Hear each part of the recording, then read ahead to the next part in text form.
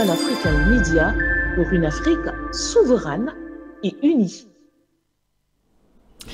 Mesdames, Messieurs, bonsoir. Bienvenue sur Pan-African Media pour une Afrique souveraine et unie. Bienvenue à cette autre édition du journal sur la chaîne panafricaine. Les titres donc à suivre dans cette édition. La France, on va le dire, qui est donc au bord du gouffre depuis le réveil panafricaniste et qui fait mouche sur le continent entre perte d'ex-précarés, déclin géopolitique et économique. La France d'Emmanuel Macron a donc maille à tenir debout. Et puis, nous parlerons également des relations entre l'AES et la France qui sont donc au plus mal. Le constat est fait car les nouveaux gouvernements sont en plein dans leur définition de ces relations avec la France. Cela pourrait donc avoir des conséquences importantes pour les centrales nucléaires françaises qui dépendent de l'uranium du continent.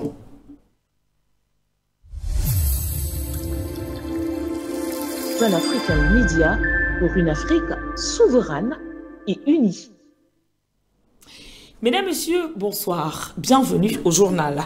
Démarrons-le avec l'Afrique de l'Ouest pour parler justement du déclin de la CEDEAO. Bientôt, les obsèques de l'institution sous-régionale. L'avenir de la CEDEAO est donc en danger après les sanctions contre le Mali, le Burkina Faso et le Niger. C'est ce que pensent et défendent plusieurs économistes, hommes politiques et acteurs des droits de l'homme. Tout ou presque, des éléments forts portent à croire que la communauté économique des États de l'Afrique de l'Ouest est à un tournant assez versant. L'organisation sous-régionale perd de plus en plus la crédibilité dans sa zone, notamment en raison des sanctions qu'elle a imposées aux pays du Liptako-Gourma. Ces sanctions qui visaient alors à contraindre les trois pays à revenir à un gouvernement civil n'ont pas eu d'effet escompté. Au contraire, elles ont tout simplement renforcé, on va le dire, la défiance des populations et des autorités envers la CEDEAO. Plus d'un observateur averti, justement, remercie ainsi la CEDEAO pour toutes ces sanctions car cela a permis le renforcement des États du Sahel frappés par ces sanctions fourbes. Elle a également permis encore aux populations de l'AES de connaître la vraie réalité de leurs ressources minières.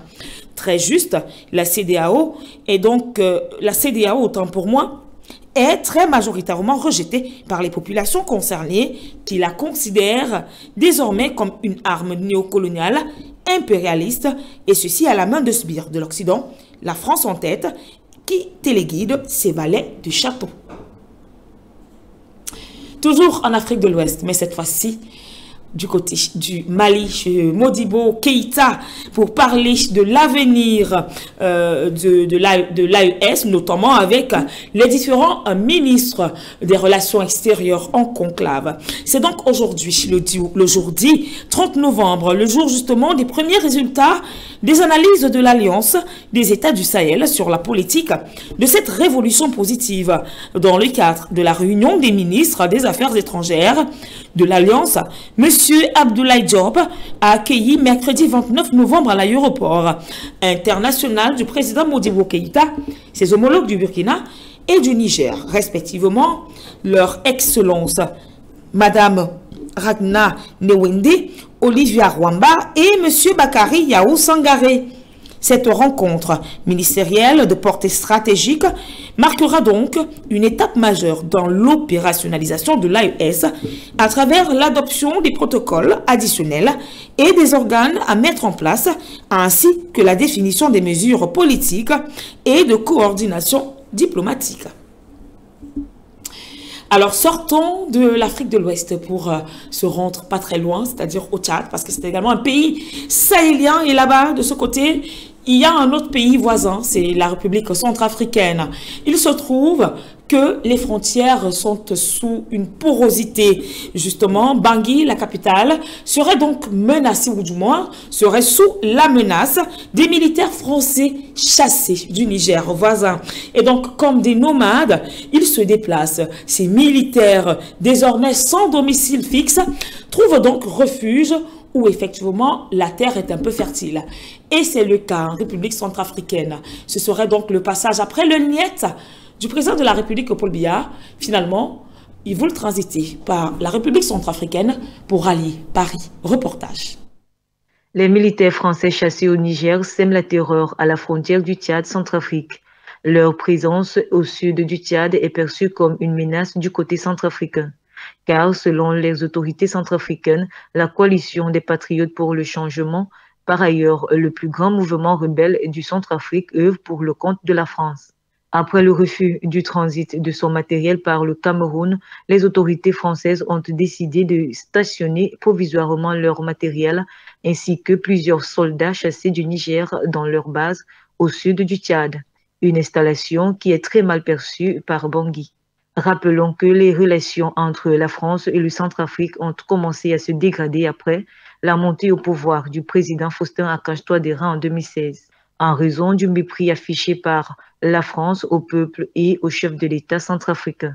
La France avait retiré ses troupes du Centrafrique alors que celui-ci faisait face à une crise sécuritaire notoire et avait employé des manœuvres ironiques pour ne pas livrer les 1500 armes promises pour équiper l'armée centrafricaine. C'est alors que le président Touadéra s'était tourné vers la Russie avec qui la coopération va grandissante à ce jour pour faire face à ce défi. Chassé du Niger, il était initialement prévu que les convois français traversent la zone du lac Tchad, notamment entre la frontière de N'Djamena au Tchad et l'extrême nord du Cameroun, où sont également présents les djihadistes sur la route entre N'Djamena et Douala. Notons que N'Djamena abrite le commandement des opérations françaises au Sahel et environ 1 millier de militaires français. Nous sommes à présent en République démocratique, vous le savez. L'heure est donc à la campagne électorale. Comptons pour la prochaine élection présidentielle et bien sûr des gouverneurs et locales. Et donc, vous le savez, il y a très souvent un match entre les commissions d'observation des élections. Alors, il se trouve que le processus électoral suit son cours, mais seulement la mission de l'observation de l'Union européenne a échoué. Et donc, cette mission électorale envoyée en République démocratique du Congo pour y suivre le déroulement des élections générales a accouché d'une souris morte. Cette commission a été stoppée net par les autorités en place. Non-respect de délai d'installation de leur équipement de travail qui n'aurait pas encore reçu l'approbation des autorités congolaises. Il s'agit notamment du matériel de communication, notamment des téléphones satellitaires. Le vice-premier ministre et ministre de l'Intérieur, Peter Kazadi, explique alors que les spécifications des matériels de mission européenne doivent être connues et validées par les services congolais, mais les détails concernant les équipements en question n'ont été transmis que le lundi 27 novembre. Et donc, à l'issue justement d'une nouvelle réunion de travail sur le sujet le mercredi 29 novembre, l'Union européenne a tout simplement abdiqué et confirmé l'annulation de sa mission d'observation électorale en RDC en raison des contraintes techniques échappant à son contrôle. Elle pourrait alors être réduite seulement à n'observer que le processus électoral depuis Kinshasa, la capitale. L'envoi de cette mission d'observation électorale européenne, la première en République démocratique du Congo depuis plus de 10 ans, avait été annoncé début novembre par le chef de la diplomatie de l'Union européenne, Joseph Borrell. Nous restons en République démocratique du Congo, toujours dont l'élection présidentielle, notamment la campagne qui bat son plein. Il se trouve qu'il y a un bras de fer entre l'Église catholique et bien évidemment la CENI. Critiques, doutes et surtout propos diffamatoires entre l'Église catholique et la CENI à moins d'un mois du grand rassemblement électoral du 20 décembre 2023. C'est donc ce jour encore autant pour moi, c'est un débat suspicieux qui retentit dans les métropoles congolaises. Reportage. C'est un véritable duel d'opinion à quelques jours de l'élection présidentielle en République démocratique du Congo. La tenue du scrutin présidentiel du 20 décembre 2023 en RDC suscite des discours controversés entre l'Église catholique et la CENI. Le dimanche 26 novembre 2023, le cardinal Fridolin Ambongo a donné un discours à caractère douteux et diffamatoire contre la Commission électorale nationale indépendante de la RDC visant à la discréditer. Selon le cardinal, la CENI ne présente pas des preuves qu'il y aura élection le 20 décembre 2023. Et même si elle se tenait, l'homme d'église affirme qu'il n'y aura pas de certitude et qu'elles vont se dérouler dans les meilleures conditions de transparence. Face à ces déclarations, la CENI n'est pas restée silencieuse. En réponse aux allégations du cardinal Fridolin Ambongo, la CENI a tenu à rappeler qu'elle s'est engagée à organiser des élections crédibles, inclusives, apaisées et transparentes conformément aux lois du pays, et cela malgré les innombrables défis auxquels elle fait face depuis la mise en place de l'actuelle équipe dirigeante avec 28 mois de retard. Malgré cela, la CENI n'a ménagé aucun effort pour s'assurer que les élections se tiennent dans les délais constitutionnels. À moins d'un mois de la date butoir prévue pour les scrutins combinés, tant au niveau national, provincial que local, le calendrier électoral publié en novembre 2022 est scrupuleusement respecté par la centrale électorale. La CENI considère alors les propos de l'homme d'église comme un procès d'intention qui vise à démoraliser toutes les parties prenantes engagées dans le processus électoral qui amorce son dernier virage, à saboter tous les efforts entrepris par la CENI pour tenir les échanges électoraux dans les délais constitutionnels et de s'aimer la division et la confusion. Selon le ministre de l'Intérieur de la CENI, les positions publiques des dirigeants de l'Église trahissent leur neutralité et objectivité. Le patron de l'Intérieur invite d'ailleurs ces derniers à laisser le peuple se choisir librement ses dirigeants. À en croire les dénonciations de la CENI, l'Église catholique essaye de saboter la tenue de l'élection présidentielle du 20 décembre prochain et, dans un même élan, discréditer l'organe en charge des élections en RDC. Notons que l'Église catholique a joué la médiation dans plusieurs crises entre le pouvoir et l'opposition depuis 3 décennies. Elle a d'ailleurs été au premier rang des manifestations organisées fin 2017 pour exiger des élections qui avaient finalement eu lieu le 30 décembre 2018. En prélude aux élections, la Conférence épiscopale nationale du Congo avait alors proposé et validé une feuille de route intitulée Agenda 2023. Ceci dans le but de contrôler de A à Z la tenue du scrutin et de la manipuler à sa guise. Pan-African Media pour une Afrique souveraine et unie. Si vous nous rejoignez à l'instant, vous êtes sur Pan-African Media pour une Afrique souveraine et unie. Et bien sûr, c'est la grande édition de journal sur la chaîne panafricaine. Et donc, nous changeons de cap, nous parlons de toute autre chose à présent. COP 28, c'est donc aujourd'hui de façon officielle le top départ de cette conférence sur le climat. Et donc, durant 2 semaines, les chefs d'État, des experts sur le climat vont se réunir, ou alors du moins sont déjà réunis depuis ce matin du côté de Dubaï, c'est aux Arabes Émirats Unis. Changement climatique, désertification et perte de biodiversité. Il est donc urgent d'adopter une approche coordonnée. C'est donc autour de ce thème que les participants de la 28e conférence sur le climat vont échanger à Dubaï durant donc les 2 semaines à venir. Arrêt donc des énergies fossiles, développement du renouvelable et financement de la transition seront au cœur de 2 semaines de négociations. La COP 28 est donc l'occasion d'identifier les solutions mondiales pour limiter l'augmentation de la température mondiale à 1,5 degré, d'éclairer les préparatifs des pays en vue de contributions révisées et plus ambitieuses déterminées au niveau national. En l'occurrence, plans climatiques nationaux attendus d'ici 2025 et surtout d'accélérer la transition verte déjà en cours et à terme d'accélérer la transition écologique. Et donc, à la demande de plusieurs téléspectateurs, nous avons donc choisi d'évoluer aujourd'hui avec un autre analyste politique qui donne sa vision sur certains points de la COP28. Lui, c'est Gamal Abina, avec qui nous allons échanger et comprendre selon lui quelles seraient les vraies raisons de l'absence de Joe Biden à Dubaï. C'est vrai que l'on s'interroge, est-ce un boycott ou une méfiance quand l'on sait que les États-Unis d'Amérique, très souvent, jouent un rôle assez important. Très souvent, c'est, j'ai envie de dire, l'invité de marque. Et aujourd'hui, c'est le grand absent. Bonsoir, Gamal Abina. Bonjour, merci pour l'invitation. Donc, concernant la question que vous me posez sur l'absence de Joe Biden à la COP28 qui est organisée aux Émirats Arabes Unis, à Dubaï précisément, la raison pour laquelle il est absent n'est certainement pas étrangère à la question de la crise actuelle qui secoue le Moyen-Orient, particulièrement l'agression israélienne sur la bande de Gaza.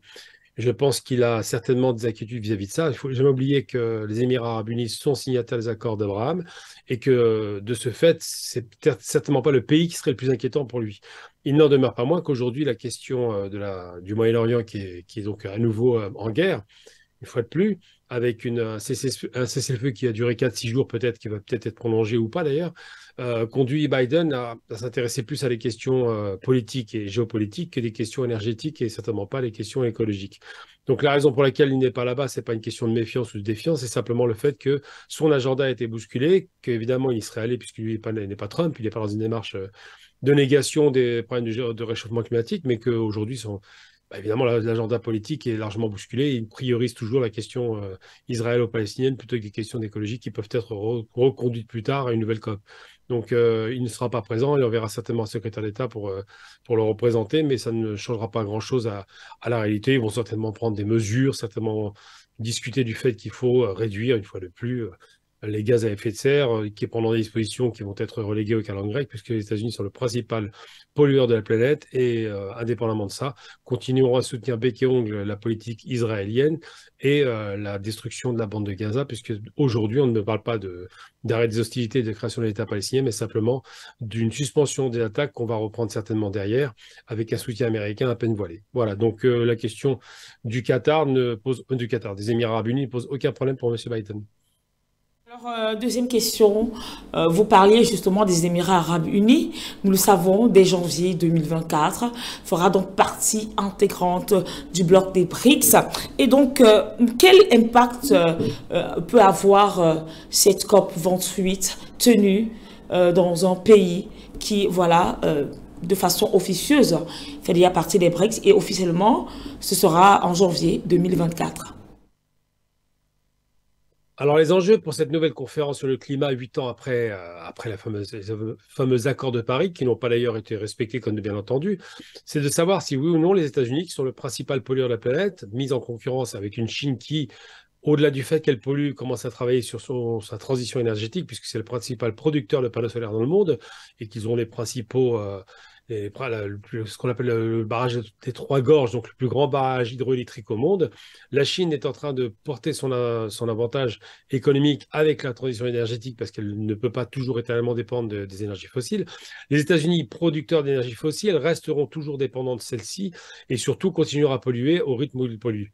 Ils considèrent que la croissance est une notion absolument, c'est cardinal chez eux, c'est une nécessité impérieuse pour garantir la domination américaine sur le monde, qu'elle soit économique et évidemment militaire, et ça va de pair souvent. Donc, il n'y aura pas d'avancée majeure, il n'y aura pas de texte majeur, ils vont signer certainement des accords qu'ils ne respecteront pas comme toujours, et feront semblant de faire des efforts, alors qu'en vérité, l'obsession américaine, c'est des budgets mirifiques pour l'armée de plus de 700 milliards de dollars, mais surtout une obsession de la croissance économique qui doit garantir la paix sociale aux États-Unis. Si la croissance ralentit, évidemment, le chômage repart à la hausse, et dans une année électorale pour M. Biden, ce serait un risque qu'il ne pourrait pas accepter. Donc, considérons clairement que la COP28 sera juste une simple petite réunion formelle de chefs d'État qui vont se faire des promesses, mais qui ne savent d'emblée qu'ils ne les respecteront pas. Il n'y aura pas pour sortir à Gamal Abina, je le disais encore, c'est donc un pays des BRICS qui organise cet événement. C'est vrai que vous parliez de l'impact après, mais maintenant, l'on voudrait quand même savoir, hein, pour l'avenir, c'est vrai, le dernier sommet daté de 2015 à Paris, il se trouve que 8 années sont passées, rien n'a bougé, ils remettent encore ça pour cette année. À quoi s'attendre? Alors, tout le monde aura noté que les Émirats arabes unis vont rejoindre en janvier 2024, ainsi que d'ailleurs 3 pays arabes. Pour le coup, enfin 2 pays arabes, pour être très précis, et 3, oui, avec l'Arabie saoudite. Donc, l'Égypte, l'Arabie saoudite, évidemment les Émirats arabes unis, viennent de rejoindre les BRICS, ou vont être membres à part entière à partir de janvier 2024. Les Émirats arabes unis répondent à un impératif pour les Chinois et les Indiens de fourniture de gaz, de pétrole et d'une influence régionale par rapport à la question monétaire, bancaire, géostratégique. Enfin, il y a tout un tas d'applications qui rentrent en considération avec leurs alliés saoudiens. Ces 2 pays du Conseil de coopération du Golfe qui sont alliés, évidemment, et le fait d'avoir fait rejoindre les Émirats arabes unis ainsi que l'Iran et évidemment l'Arabie saoudite garantit 2 choses. D'abord, une paix dans la région dont ils ont besoin pour garantir les approvisionnements énergétiques. Et surtout, c'est le coup de maître des Chinois qui a pu rapprocher l'Arabie de l'Iran en faisant rentrer ces 2 entités, plus les Émirats qui ont aussi un contentieux par rapport à des îles disputées avec l'Iran. Faire entrer 3 pays qui étaient clairement diamétralement opposés ou hostiles, même si les Émirats arabes unis ont toujours fait du commerce avec l'Arabie, puisque c'est le réexportateur des besoins saoudiens, des besoins, excusez-moi, iraniens. Eh bien, quand on sait que ces 3 pays sont à la fois antagonistes et concurrentiels, en concurrence réelle, sachant que l'Iran est une grande puissance industrielle et l'Arabie une grande puissance énergétique, on peut imaginer que l'impact des Émirats dans la COP28 sera plus ou moins important, mais ne fera pas beaucoup de différence par rapport au choix stratégique voulu par les 5 fondateurs des BRICS. Lina, pour pour tous ces éclaircissements sur la question de la COP 28, nous rappelons que nous suivrons de temps à autre l'évolution de ce côté-là, les grandes décisions, ce qui a été décidé en espérant qu'il y aura un suivi. Nous l'annoncions en titre, la France va mal. Les autorités françaises sont au bord du gouffre. Emmanuel Macron alors est dans une impasse. On a l'impression que la France est donc en chute libre, et ceci sans vitesse initiale, car elle est de plus en plus rejetée sur le continent africain, telle une peste en débandade. Et donc son péché, c'est que la France jusqu'ici a donc décidé d'employer une mauvaise politique sur ce qui était considéré jusque-là sa chose. Sauf qu'il a fallu du temps. Et oui, plus de 50 années sont passées et aujourd'hui, les Africains osent dire non, N-O-N, à ce pays de Gaulle. Reportage. Les taux se resserrent de plus en plus sur la France. Paris serait actuellement confronté à plusieurs défis économiques et budgétaires, avec notamment une dette publique qui ne cesse de gonfler. Ce désagrément s'est aggravé depuis que la France a été expulsée de plusieurs pays de l'Afrique. Étant coupée de certains de ses anciennes colonies, elle s'est vue de plus en plus faible. En effet, c'est un secret de polichinelle, le fait que la France dépendait de plus de 30% de l'uranium nigérien pour alimenter son parc de centrales nucléaires. Critiqué de piller les ressources sans aucune compensation, Niamey a mis la France à la porte. Avant le Niger, plusieurs pays africains avaient déjà et continuent de développer depuis quelques années un sentiment de mépris vis-à-vis de la France. Le motif de ce rejet est que la France emploie une mauvaise politique dans sa coopération bilatérale avec ces pays, ce qui fait qu'elle perd de plus en plus le terrain en Afrique. Et depuis que les pays africains ont décidé de prendre en main le développement de leur pays avec l'éveil panafricaniste qui sévit sur le continent, la France est tombée plus vite qu'une goutte d'eau, car les Africains sont de plus en plus motivés pour affirmer leur autonomie, loin de partenaires hypocrites comme l'Hexagone. C'est ce même vent qui a soufflé en RCA, Niger, au Mali, au Burkina Faso et traverse de plus en plus les autres pays africains. De plus, d'autres facteurs concourent à la faillite de la France, à l'instar de la malgouvernance, accompagnée des détournements de fonds. Depuis l'avènement de Macron au pouvoir, nul n'ignore que depuis 2017, l'année d'accession de Macron à l'Élysée, le pays souffre de corruption et de blanchiment de capitaux où plusieurs des membres du gouvernement ont été cités et qui restent impunis. L'économie de ce pays chute au fur et à mesure. D'ailleurs, la Commission européenne a épinglé la France pour ses dépenses budgétaires excessives. Malgré le fait qu'il tire encore debout, la France est sous surveillance concernant sa dette. La Cour des comptes française tire déjà la sonnette d'alarme. Ça nous rappelle effectivement le déclin de l'Empire ottoman, mais là, il s'agit du déclin du pays de Galles sous la gouvernance d'Emmanuel Macron. Et c'est sur ce que nous vous disons merci d'avoir été une fois de plus des nôtres aujourd'hui. Alors, il ne me reste plus qu'à vous dire, toi, Nané Kécho.